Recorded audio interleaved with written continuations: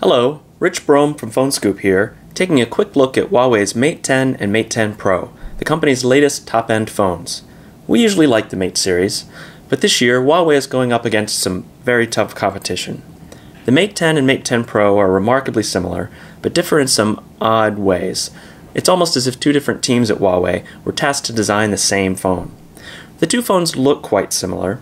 Both have the same signature stripe across the back. The quickest way to tell them apart is that the Pro has its fingerprint reader on the back, while the standard Mate 10 has its on the front, below the display. Both phones have Huawei's new Kirin 970 processor, advanced dual camera, and large battery. Most features are exactly the same between the two phones, with just a few notable exceptions.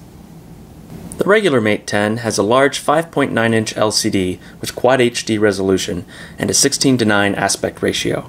That makes the display very sharp, but makes the phone feel a bit on the wide side. There's also a memory card slot. On top, you'll find a standard 3.5mm audio jack, and, weirdly enough, an infrared emitter for controlling TVs and such. The Pro, meanwhile, has a 6-inch OLED panel with a more modern 2:1 ratio. That makes the phone not as wide, and it's a good size, but it steps down to full HD resolution, which is fine for most purposes, but means the phone isn't great for VR.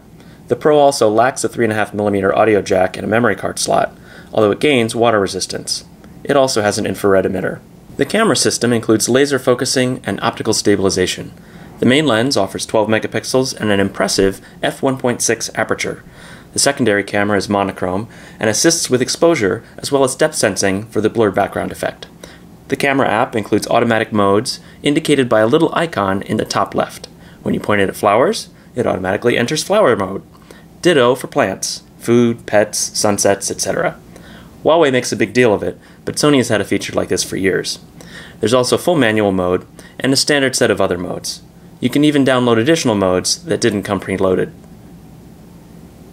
The rest of the interface will look familiar if you've used any Huawei phone before. It's based on Android 8 Oreo and doesn't take long to get used to, coming from any other Android phone. These two phones seem decent enough, but each has compromises. The Pro has enough compromises that it's not even clear it's a better or higher end phone, which is really confusing. A lot will depend on how Huawei prices these babies.